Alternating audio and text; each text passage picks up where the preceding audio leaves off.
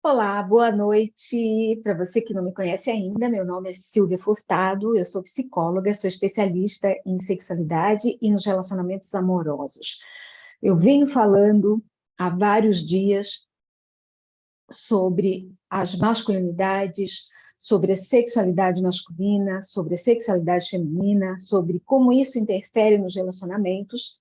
E hoje eu quero falar um pouquinho para vocês a respeito do termo masculinidade tóxica e por que a gente ainda fala muito sobre masculinidade tóxica e fala muito pouco sobre masculinidades saudáveis. Então, por que, afinal, né, que nós temos tão poucos exemplos, principalmente na mídia, de masculinidades que são saudáveis? E aí eu vou enumerar para vocês aqui alguns pontos a respeito do por que a gente vem falando tanto sobre masculinidade tóxica e menos em masculinidade saudável. Eu estou fazendo essa transmissão direto do YouTube também, então pode haver algum delay, mas está tudo certo, seguimos aqui. Bom, a primeira coisa que a gente precisa pensar é que a gente precisa ter muito clara essa definição desse termo, né? O que é, na verdade, essa masculinidade tóxica, né? Ela pode se apresentar aí por comportamentos, né, dos homens de modo mais baseado no medo, na insegurança, na violência, no controle, na dominação.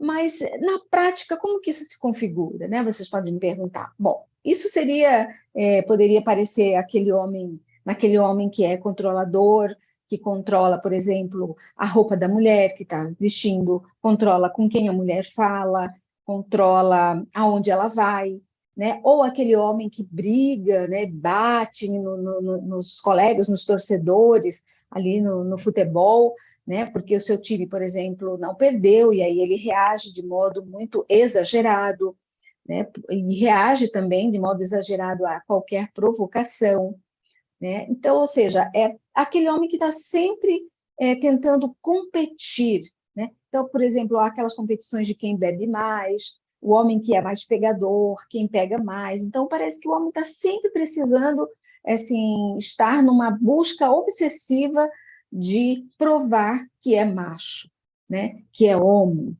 E, claro, né, que essa definição ela é muito, assim, estou falando aqui a níveis muito rasos, rápidos, né, de acordo com o que a plataforma aqui também nos permite, claro, né?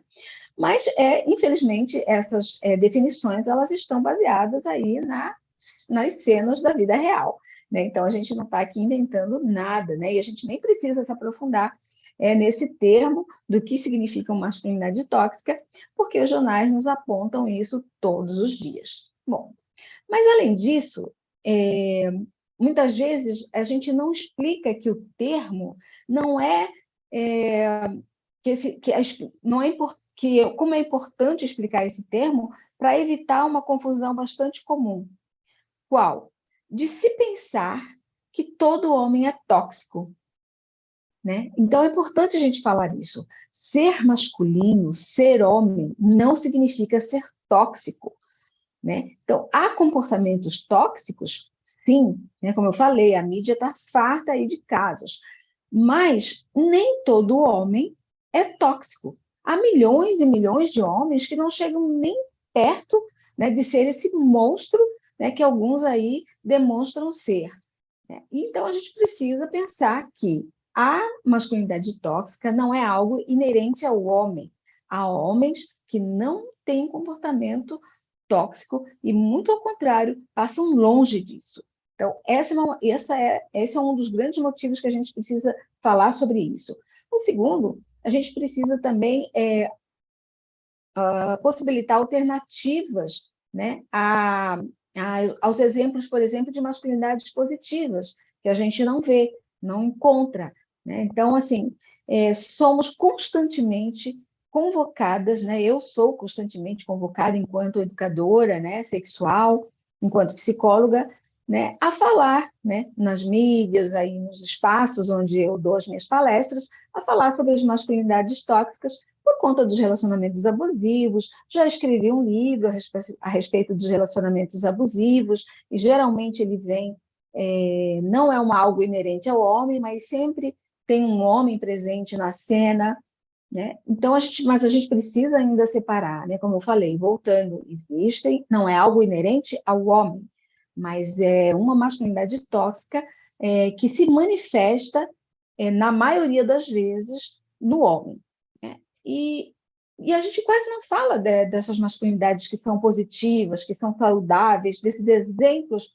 positivos, né? E há muitos exemplos por aí.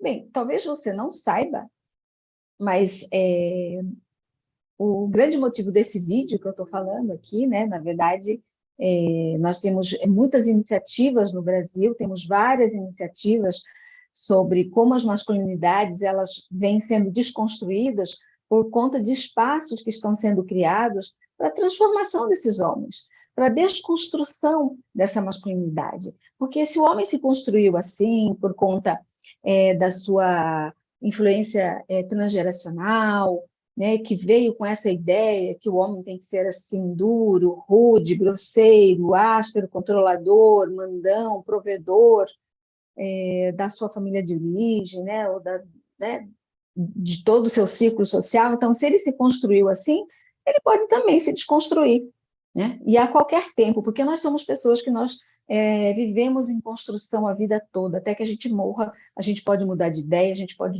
mudar de opinião, a gente pode rever nossos comportamentos, e isso é maravilhoso, né? E são projetos que já existem no Brasil, né? São iniciativas privadas, algumas até públicas, né? Mas ainda carece de mais empenho, de mais iniciativas iguais a essas, de mais movimentos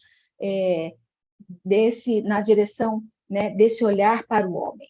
E aí, então, você que está me ouvindo agora, saiba que eu tenho um projeto, né, que eu vou lançar em breve sobre sexualidade para homens. Então, você que não me segue ainda, que já me segue, bate no sininho aí, me siga nas minhas redes sociais, que tem o meu nome, Silvia Maia Furtado, que você vai, então, ficar por dentro de todos os lançamentos que eu vou fazer.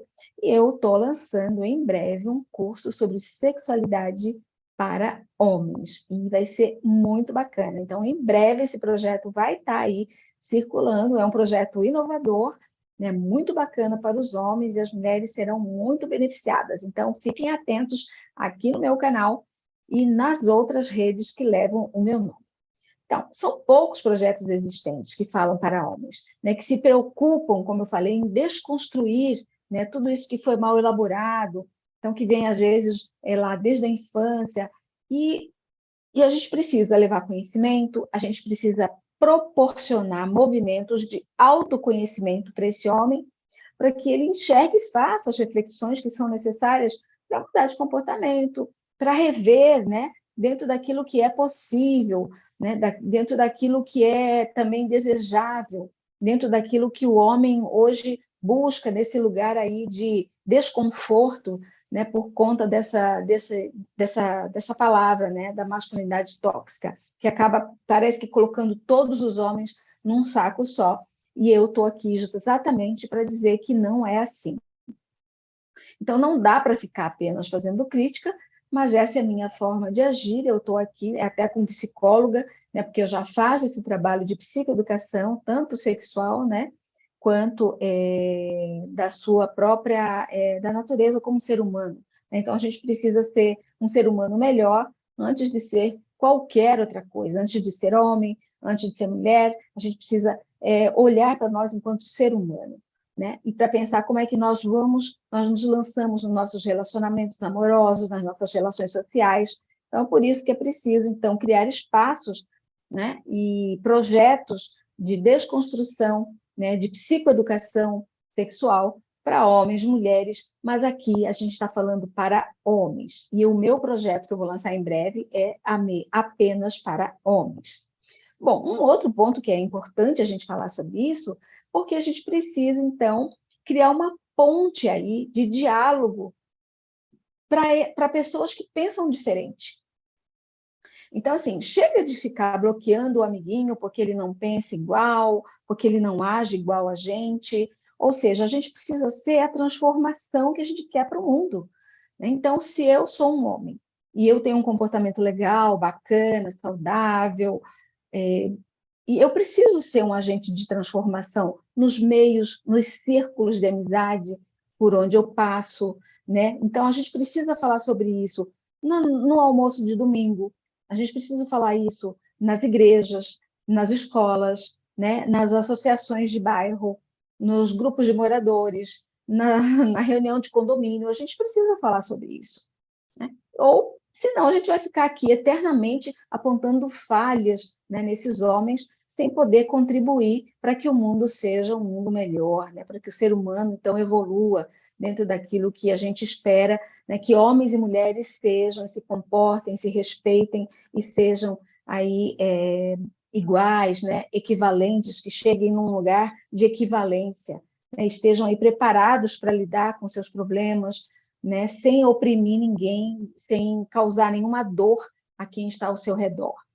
Mas a forma como a gente vem falando talvez não seja mais acertada, porque quando a gente chama, por exemplo, vamos pensar, a gente vai criar um grupo reflexivo, né, não é o meu projeto, estou falando de maneira aqui abstrata, aleatória, a gente vai formar um grupo reflexivo para discutir masculinidades tóxicas, e eu vou chamar fulano, beltrano, ou seja, essa pessoa não vai, primeiro porque ela não se vê como um homem tóxico, né? Então, assim, não tem adesão, né? Esse tipo de abordagem não tem adesão, né, das pessoas. Então, se a masculinidade ela também prejudica homens, é importante que eles sejam incluídos, que eles sejam acolhidos, né, que eles possam falar sobre como eles se sentem, que eles possam dar vazão aí às suas dúvidas, né, para que eles possam, então, ser ouvidos nas suas questões, né, falar sobre a sua história, sobre a sua construção de vida,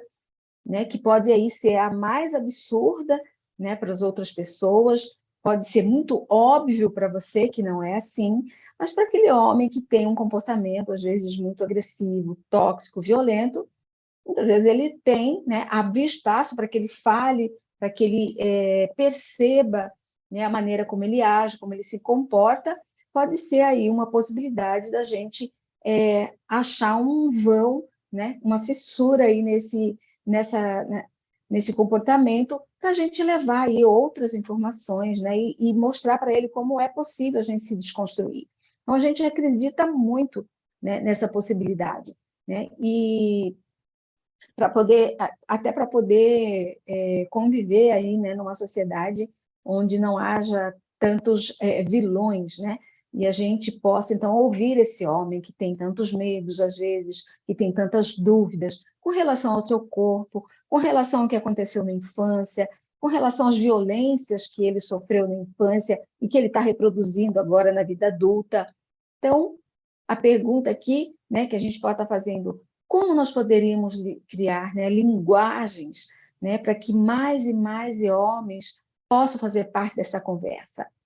Bom, a gente acredita que é sim possível trazer homens para essa conversa, e é exatamente isso que eu pretendo fazer no meu projeto, né? Não necessariamente um projeto que vai tratar sobre masculinidade tóxica, mas sim vai tratar da sexualidade masculina, para que o homem conheça o seu corpo, para que ele conheça o corpo da mulher, para que ele conheça o corpo da sua parceria, para que ele se interesse em conhecer o seu corpo cada vez mais, o que é que o torna sensível, o que é que traz prazer, como é que ele pode sentir prazer, como é que ele pode dar prazer. Então, como é que o meu corpo funciona, como funciona o corpo da minha parceria, e a gente só pode mudar aquilo que a gente conhece, né? Eu costumo falar assim, não dá para querer chupar uma laranja se você não conhece essa fruta,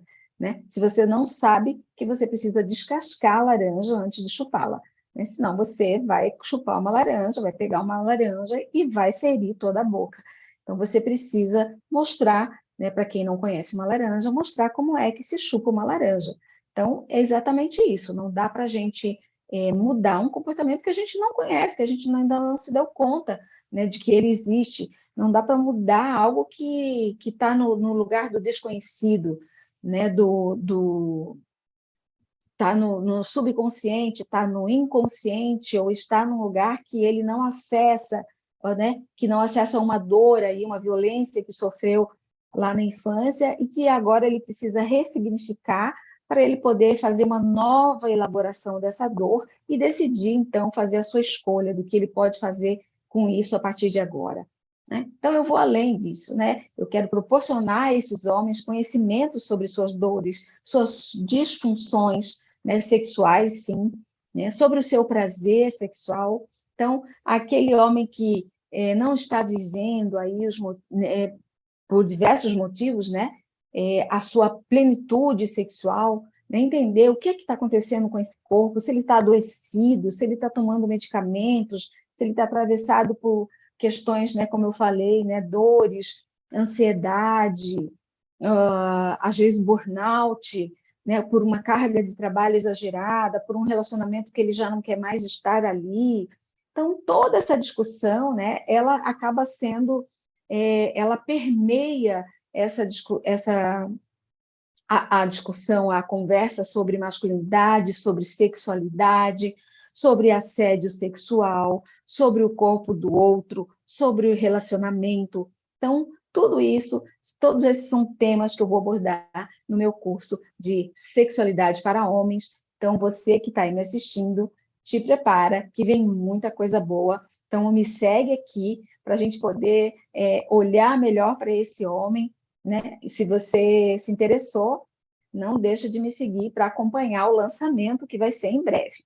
E aí tem essa história toda, né, desse movimento Red Pill, né, desse homem que coloca a mulher às vezes como um produto, ou acha também que a mulher é tóxica porque a mulher às vezes quer roubar o dinheiro dele, quer usurpá-lo, quer se aproveitar dele ou só estar com ele porque ele tem dinheiro, porque ele pode proporcionar coisas legais e bacanas para ela, né? Então, esse movimento Red Pill, a gente também é a mesma coisa, né? A gente precisa abrir as nossas mentes, porque esse movimento é um movimento que não leva a discussões profundas, não olha para o ser humano como um ser humano de direitos, digno, que tem sentimentos, que tem emoções, né? Que são atravessados pela sua história de vida, né? Então a gente precisa olhar para esse ser humano, independente de ser homem ou mulher, mas dentro da toda a potência, né, das relações que a gente pode viver, sejam sociais, sejam sexuais.